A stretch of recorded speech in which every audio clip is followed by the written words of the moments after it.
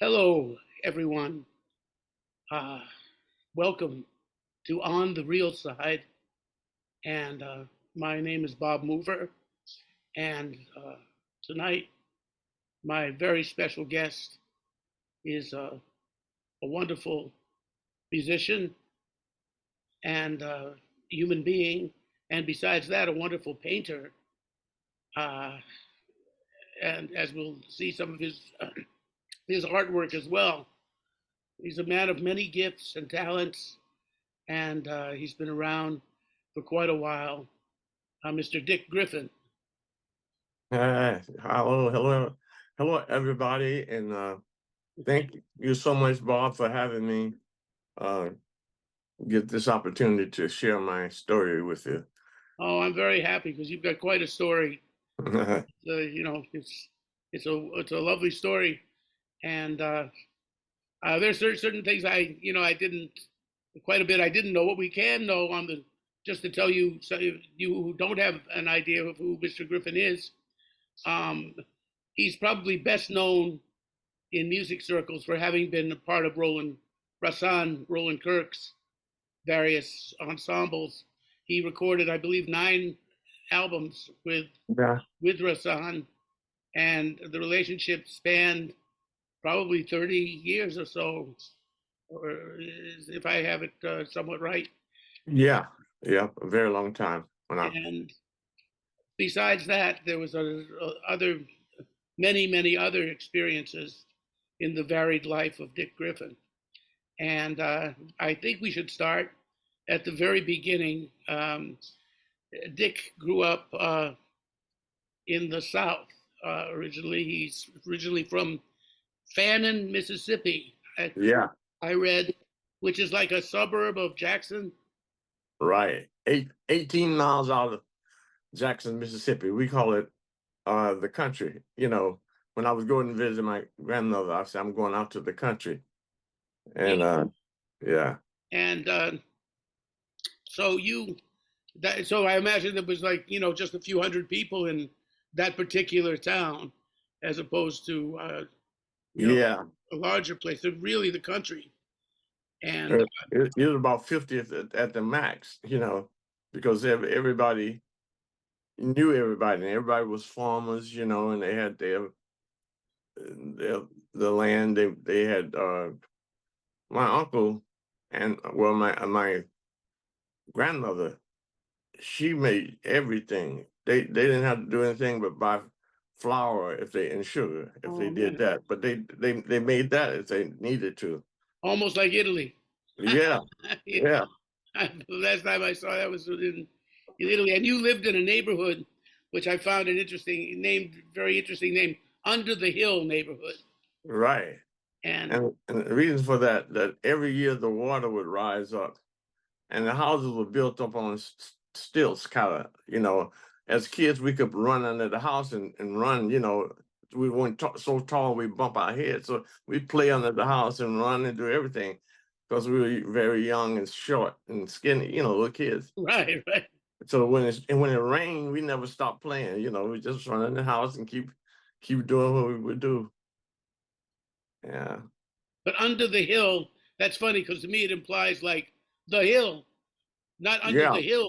There's one hill in this small town. It's so small that there's the hill, and that's what it is. Right. There's also this interview I read of you that you did several years ago, but it was a very fascinating interview. You mentioned that there was a neighbor, a fellow named Mr. Jesse, who sang kind of made up blues songs describing the day's events. And it sounded like the Pied Piper to me, or like the kids would kind of gather near him. And can you tell me a little bit about Mr. Jesse? Mr. Jesse was probably the first musician that impressed me, being a live musician, and he worked.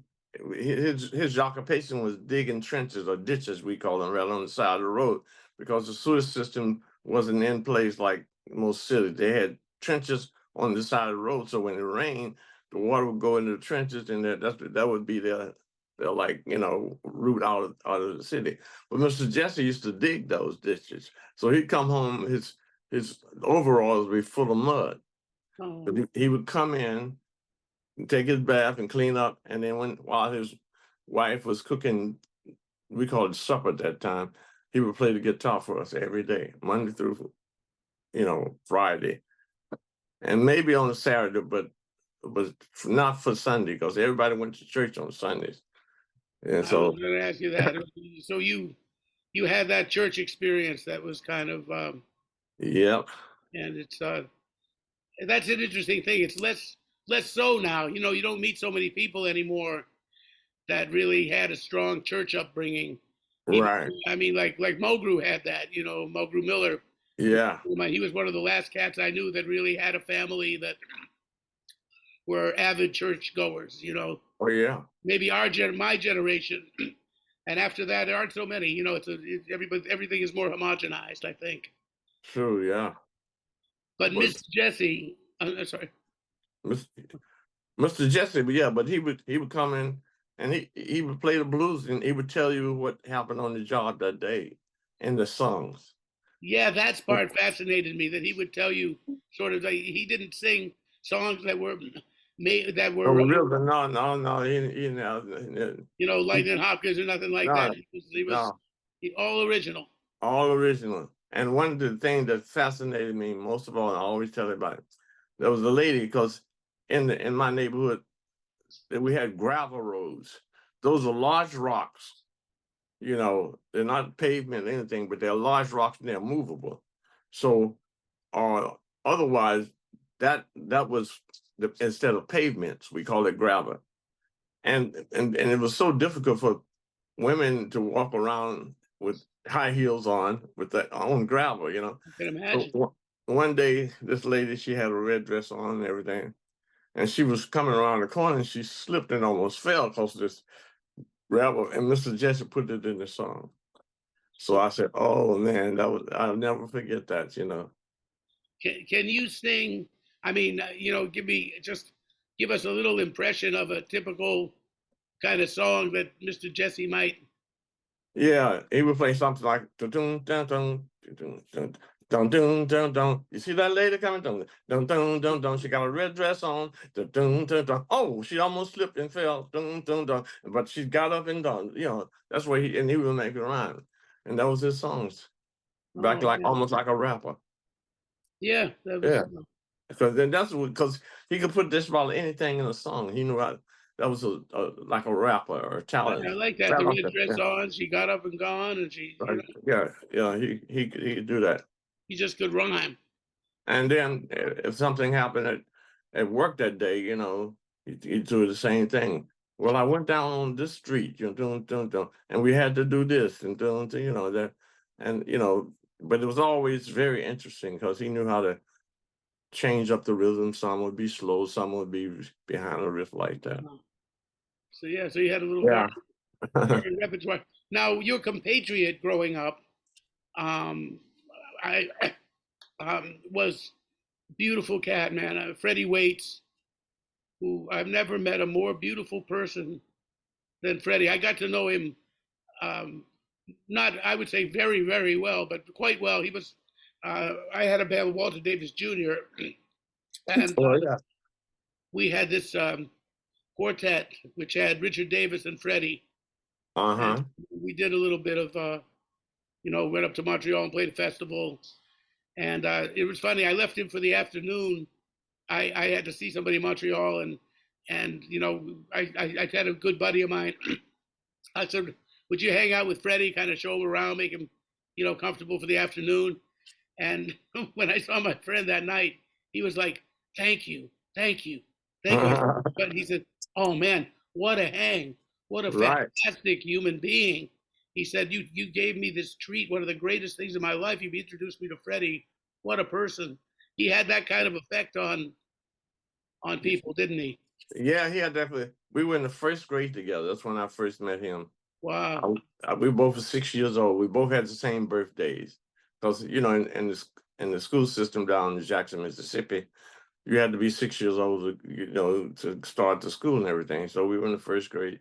We always talked about our classmates. I still remember Patricia Bell, and Patricia could read very good, you know, and just all the little things we had.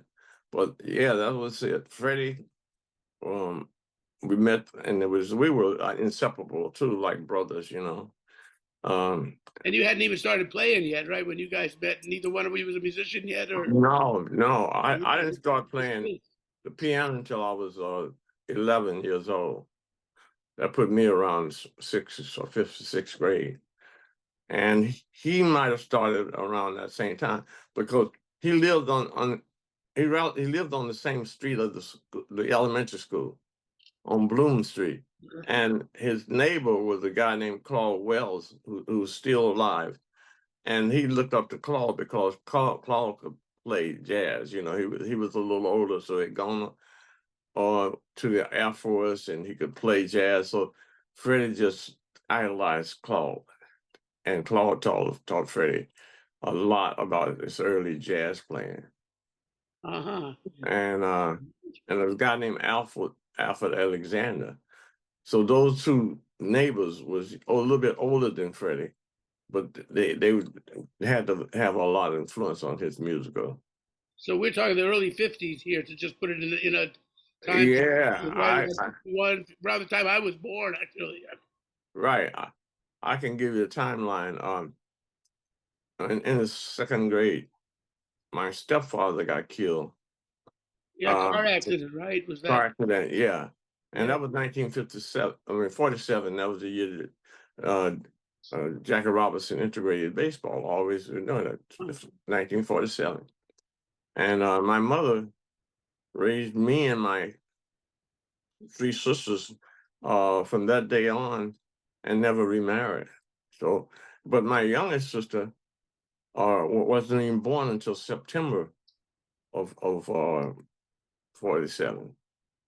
But he got killed in July. So my mother was in a maternity suit, dress at the funeral.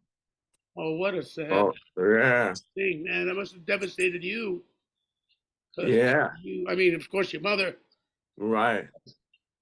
I mean, your birth father, you never really had that much to do with, I guess. Yeah, I did. My biological father, when I finished college, you know, I got my bachelor's degree. My mother told me, you know, go by where my biological father worked. And I remember he gave me a nice college, you know, piece of money for graduating for college. It was very over the top, very nice. And from that day on, we had a relationship, and up until his death. So that's and good. I have two sisters, one deceased on his side, and a brother on my biological father's side. So when I was just in Jackson about 3 weeks ago, just visiting, and I got a chance to see two of my sisters, you know, the two sisters down in that area, and my brother. So they're still around. They're still. Yeah. I have 4 sisters and a brother still alive. One of my sisters is deceased. I see. Where are you age-wise in the? I'm the oldest of all. You're the oldest. Yeah. So 84, January 28, 1940 is my birthday.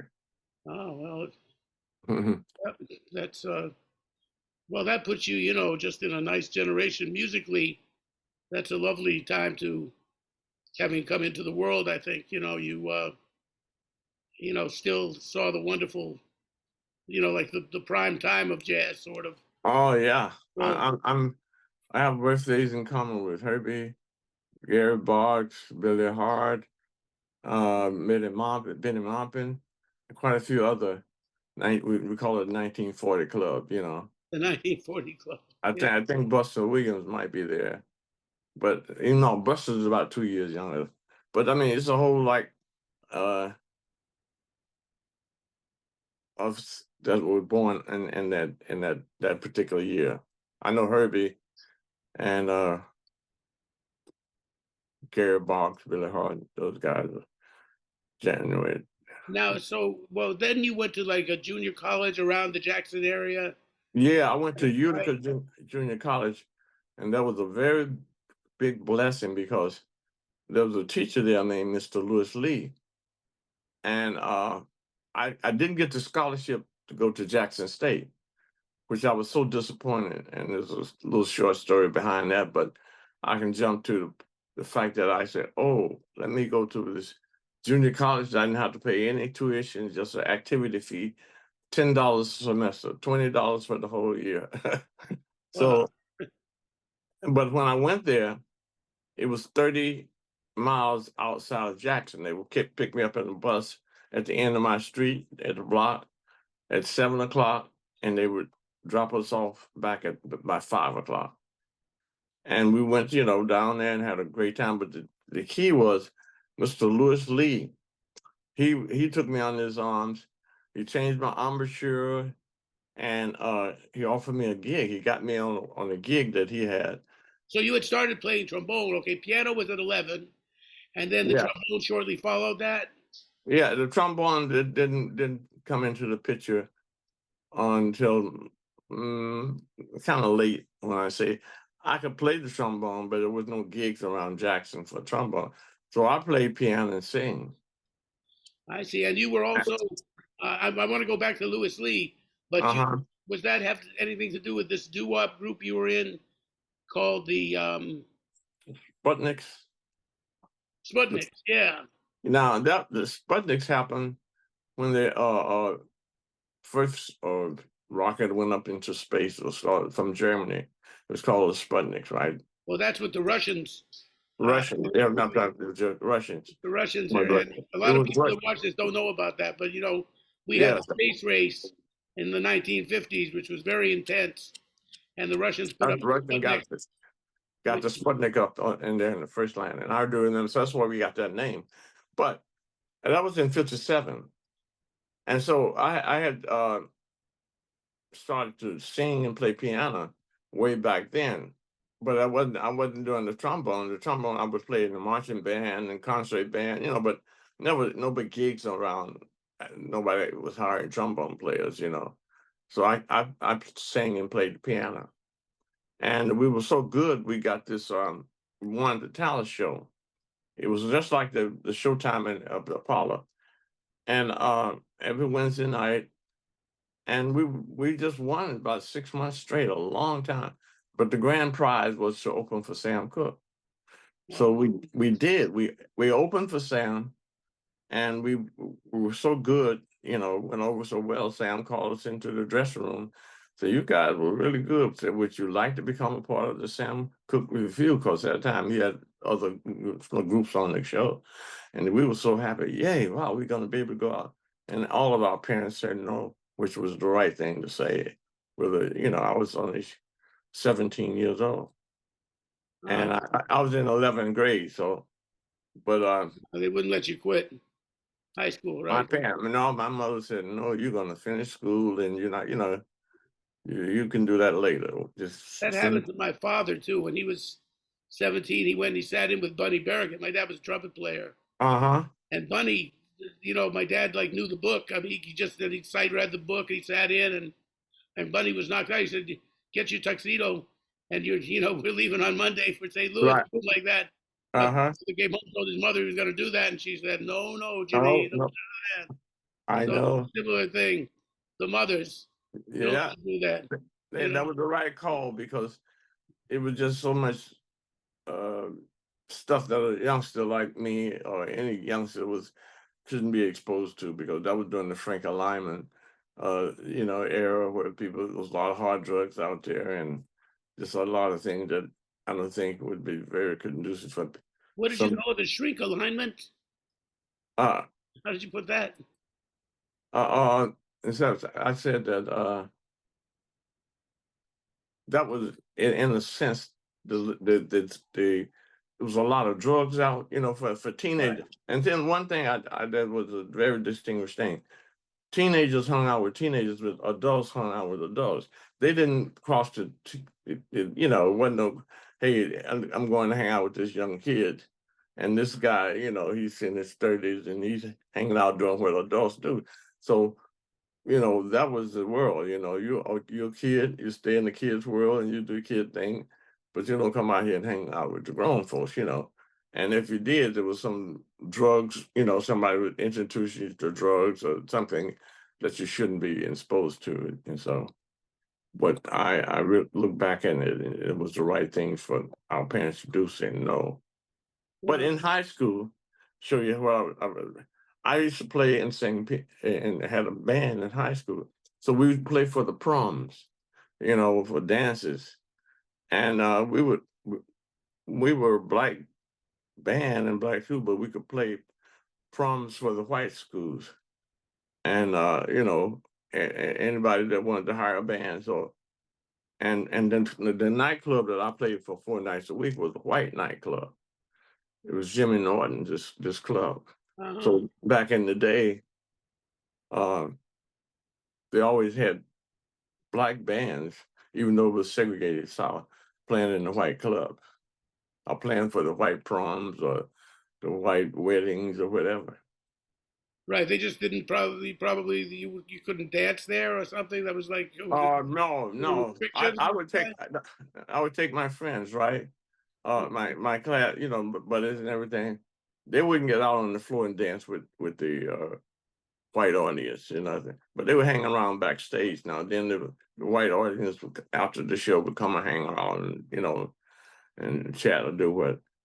But it wasn't as tight and as rigid as a lot of people think in certain situations like that, especially with musicians. I didn't know that. Yeah, I've wondered about that. So just like I said, I played at this white nightclub 4 nights a week for 5 years. And I was making $10 a night. That was a lot of money. I was making more than my uncle, who worked for the city, had a regular 9-to-5 job. And who was this? So you started to talk about this fellow Lester or Lewis. You said who changed your office? Yeah, Mr. Lewis Lee. Now Lewis Lee, he played the trumpet and the saxophone. He could sight read so very good. But he mainly played the saxophone. And the band that I worked with, it was a guy named O'Neill Hudson, played drums. I played piano. We didn't have a bass player. So I always had a good heavy left hand, you know, I could play all the chords. And then it was another tenor saxophone, 2 tenor saxophone, drum and piano. And I would sing, you know, I learned to sing all those ballads, you know, and stuff. The Nat King Cole songs and the Billy Eckstine and that stuff. Oh yeah. Sinatra and all that. Just all those, yes. I had to learn those standards and everything, yeah. David Jr. loved to sing, "You Call It Madness, and I Call It Love." That was yeah. You know, you made a plaything out of romance. Unchanged Melodies and all those songs like Roy Hamilton. I knew those songs. I used to sing them, you know, and play them. Yeah. Sam Cooke's song was a lot of my favorites too. Jerry Butler, Sam Cooke. Yeah, I was quite a, you know, that was my thing, piano, singing and playing piano. And this was all in the local area, right? You still haven't left Jackson yet. No. Now you eventually but you went to the Indiana University, right? Is that your first time that you kind of left the area? I mean, in any kind of the first time I was 19 years old before I didn't see the sign that says colored and white. And I was below the Mason-Dixon line. They had the sign thing saying, you know, the Mason-Dixon line where you go in one state and just go about 2 more little steps over it. Then all the signs are down. There's no colored restrooms and white restrooms. It's just all restrooms, right? But they call it the Mason-Dixon line is still there. Right, that's Maryland. Isn't that the dividing line somewhere around? Is that where it happens? Kentucky and Tennessee up in that area. Kentucky, Tennessee, and then Indiana. You know, that's when that line is up there, up in that area. So the You got line was actually in Indiana as well. yeah, the southern part of Indiana was definitely So the segregation was there, because you don't think of Indiana so much as a southern state, right. But Yeah. so tell me But, about that, the Mason-Dixon stuff. well, when I get on the bus in Jackson, and I remember all the the stations we stopped in, and I remember northern Mississippi, Columbus, Mississippi, Memphis, all the way up there. And then we got to Kentucky. It might have started to somewhere in that area, Tennessee, past that. And you get off the bus and there'll be a sign that says colored waiting room, then be a sign that says white. Then you get off colored white. And then after a while, you get off the bus and we just waiting room. You see people just going in, There were no more signs like that. So that's when you know you're going across the Mason-Dixon line. And you made a mistake, you said? You went into the wrong, did you, I never made a mistake and went into the wrong line. Purposely, if I wanted to do it, I did it a lot of times. Just a challenge or just to see curiosity or something. yeah. See, I didn't understand the context of it. No. Just to challenge it. Oh yeah. But and then when you get to Chicago, that was it. It was wide open. There was no sign. But even my friend reminded me that Warren Smith reminded me this. He said, but Chicago was still basically segregated because the South Side was predominantly black, probably black, and the North Side and the West Side and all of that. So it was still, then the signs weren't there, but the schools were all black in a sense in the South Side. Black teachers, just like it was in the South for me. All of my teachers were black, and everything that we did, Yeah, I heard Chicago was very, very segregated. Yeah. I mean, and Warren Smith told me about it. He said that there was like, you would see a school that was 50% or 30% white, and they didn't have that in Chicago. I don't think they have that to today, may Right. not, 'cause Yeah. I did a similar thing to you that you did with the interracial bathroom situation, which is kind of weird. Uh-huh. When I was 11, we moved from Massachusetts to Miami. Oh, wow. Yeah. Uh-huh. And so we were down on Miami 163rd Street one day at the Jefferson department store. And I had never seen before. I went to the bathroom. Uh-huh. And the bathrooms, for the first time, I saw something that said men, women, and colored. Right. It didn't even say colored men or women. It was just that. Wow. So I asked my mother, what's this? I never saw anything like that. And so my mother had some strange things about her. She had some mental illness at times, but she was also extremely hip in a lot of ways. So when we got home, she told me all about segregation. I had never heard of stuff. She even told me about things like lynchings and that kind of stuff. I was outraged. And she played me Billie Holiday's record of Strange Fruit. Yep. She explained to me what that song was about and everything. And so I got very political about that. I was like, how can these people do that? How can they? And this was 1963 when I was 11. So this is about 62, 63. So the Civil Rights Act had not been passed yet. Right. So this was, so when I went back to Jefferson department store, I always made it a habit of going in the colored bathroom. Right. Yeah. I had to go. I had my own rebellion. I'm not going to go to the white bathroom. So I actually used to do that. And I wouldn't make a big deal about it, but I knew that it was my own private rebellion. So I guess you and I share that. Yeah, my girlfriend in Jackson, and this was a joke on her, because we were all doing the same thing. I would do it, and we'd go and taste the white water, see if it tastes different from the color water, because they're there next to each other. colored water. Water fountains, right? Right. So I would drink out Public. the, but our parents would be afraid for us. But I would drink out the white water just to make sure, is this any taste? They don't taste any different. So one of my girlfriends, she said she did it for the bathrooms. She went in one of the white women's bathrooms. She said she'll never ever do it again. So the smell in there was so horrible. They could keep their segregated bathroom.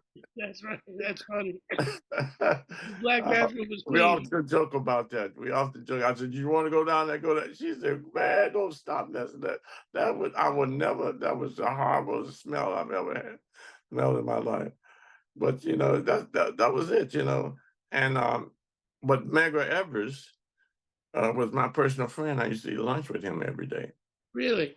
Yeah, and my sister, youngest sister, she was in a meeting with him the night he got killed. He was organizing youth to march that Monday at school time downtown to break up some of the segregation stuff. Now, I was 20 years old when I first started eating lunch with Medgar, and I wasn't privileged to do that, because if they arrested me, they would send me to the state penitentiary, Parchment.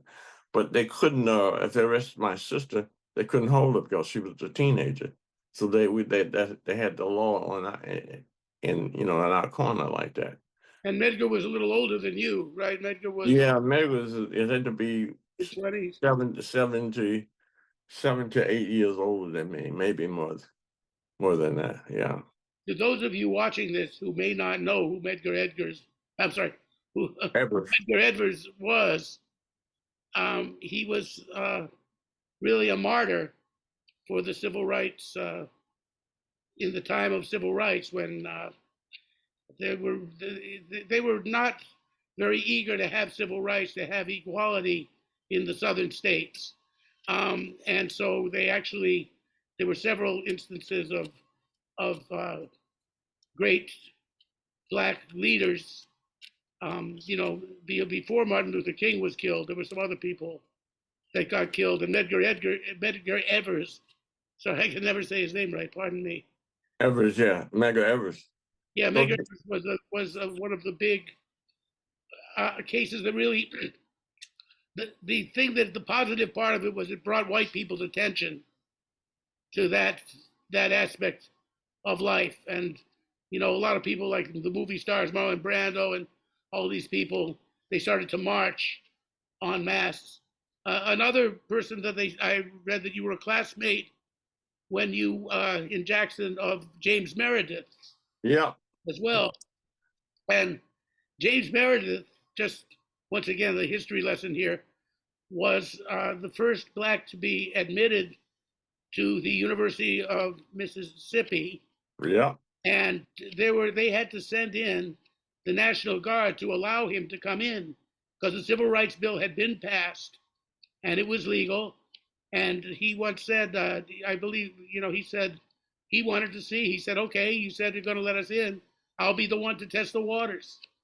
So he did that, and it took 31,000 soldiers. I read that once.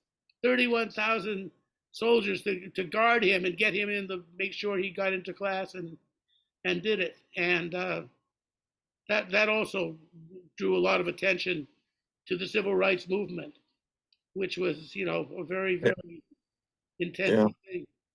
I remember clearly that day. See, the day that the federal government came and got him, it was in 1962. And I graduated Jackson State in 1963. But his wife,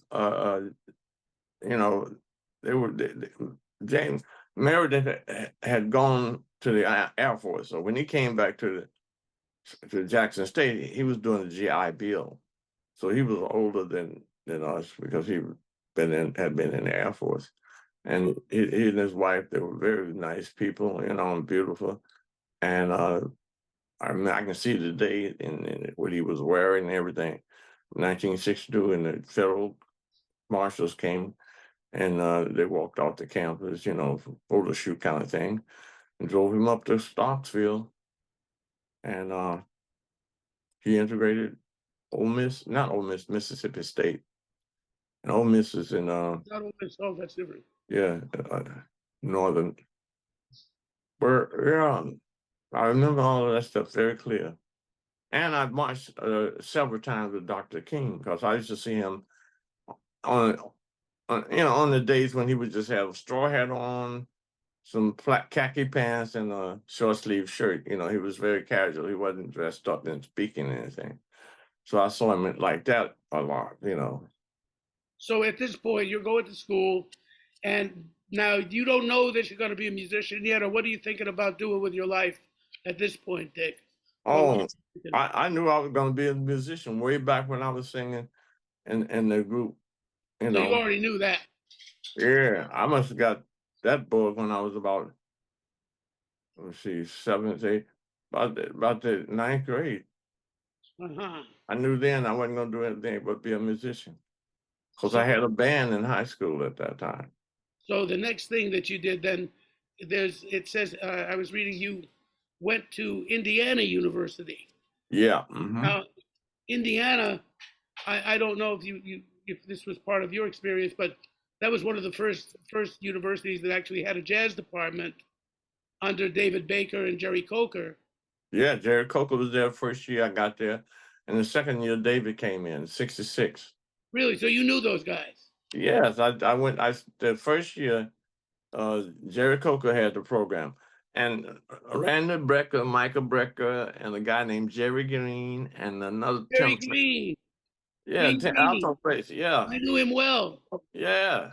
Yeah, he had some problems later in life. Some Right. Yeah. difficulties. And Gary Campbell and Dave. Gary Campbell. That's the Gary Campbell. Yeah, that's the guy. That's the other tenor player, Gary Campbell. We'd get in the car and drive up. That was the first year I got there in '66. Drive up to Indianapolis and take private lessons with David.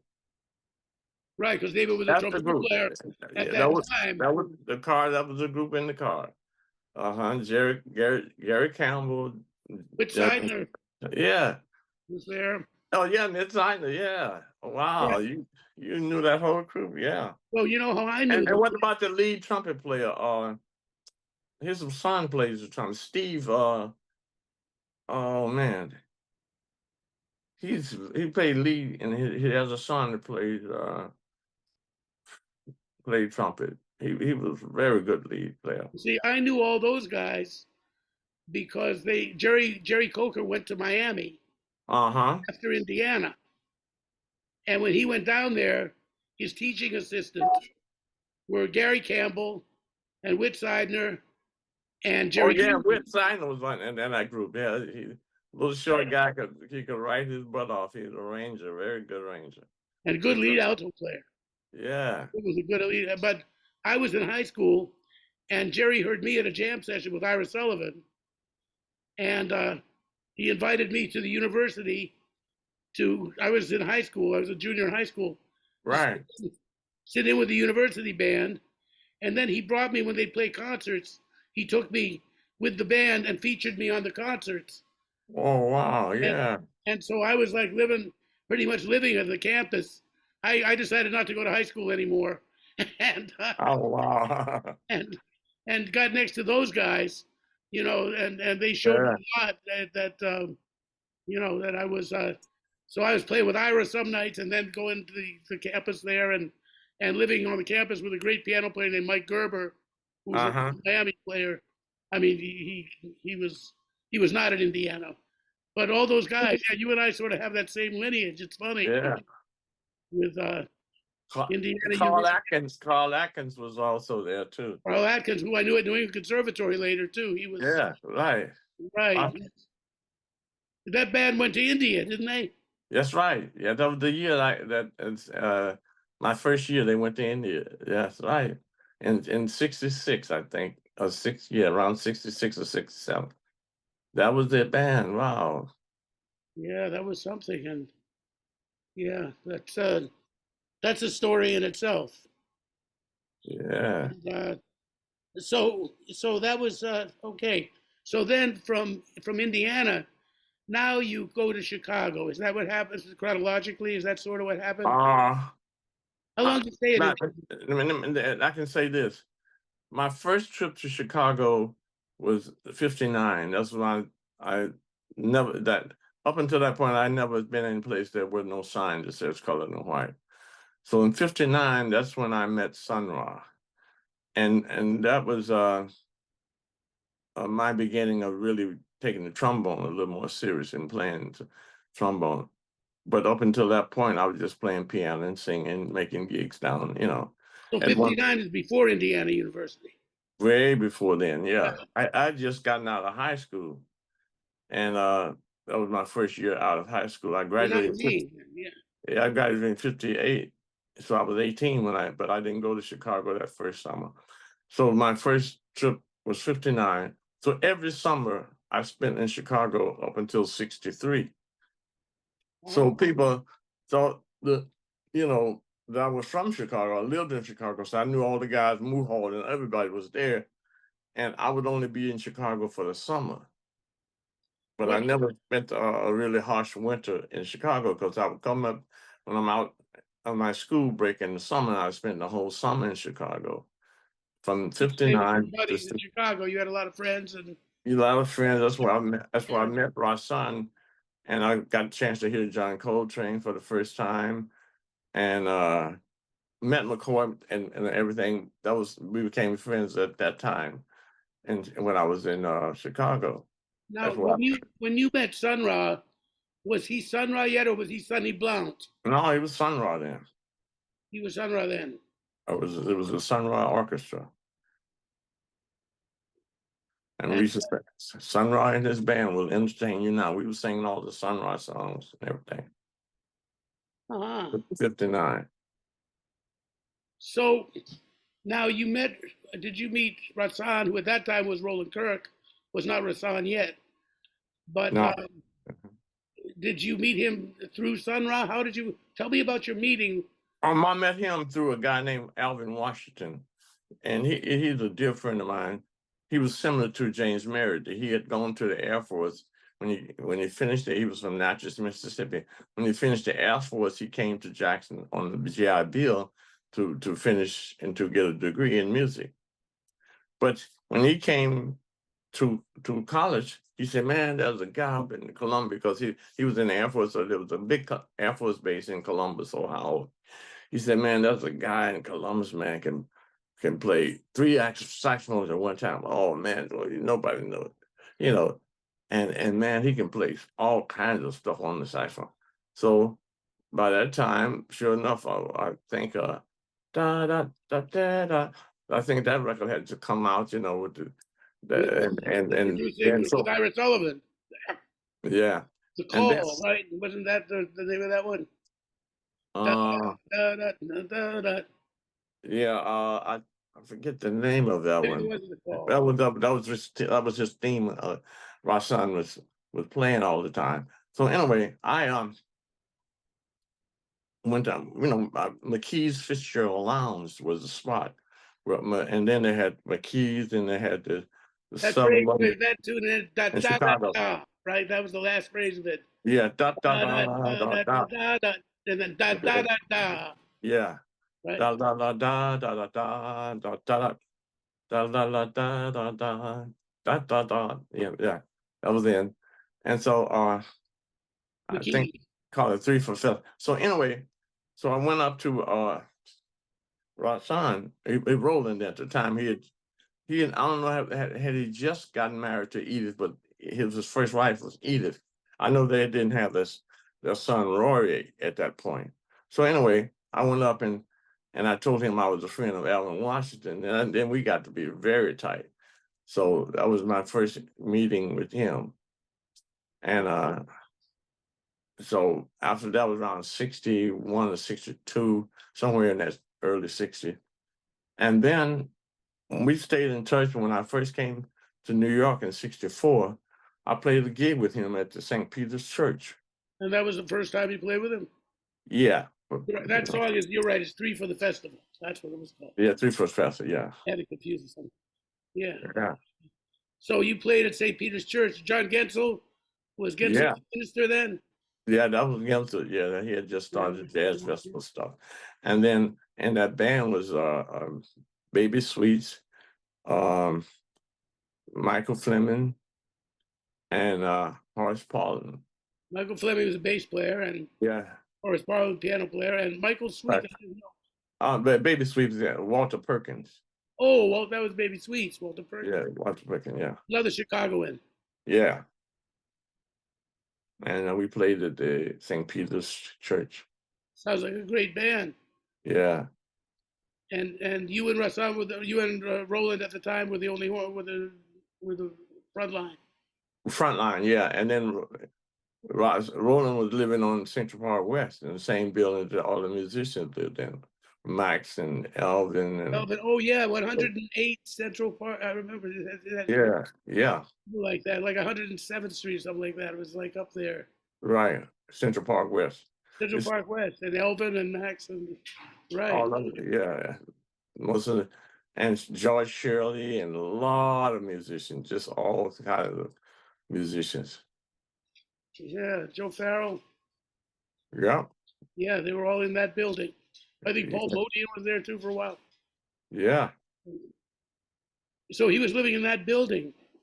Yeah, and he lived in that building until he bought a house out in New Jersey. Right. So, Roland Kirk, yeah, my man. You know, I was always afraid of him. I heard him at the Vanguard quite a bit, and I realized later I just could have gone up to him probably and told him I was a friend and protege of Ira Sullivan's. Right. And he might have been right into it, but he was such a strong presence, and he always had people, you know, the people that were around him were kind of his people. Right. I never felt I found the right moment to kind of, you know, get in there. You know what I mean? Right. And you certainly didn't want to sit in with him. I mean, I did on one level. I would have. On the other hand, I was frightened to death. You hear him play. Oh yeah. He was maybe the most frightening cat you ever heard. You want to get killed? You know, I mean. I know. I mean, Yeah, we had some inside stuff. So when Ron Burton, we had this thing. If I played a good solo, RAHSAAN would pick up his horn immediately and start playing around after me. And Ron and I would look at each other and nod and say, "Yeah, you got his attention." Then he wasn't gonna let you get the house now.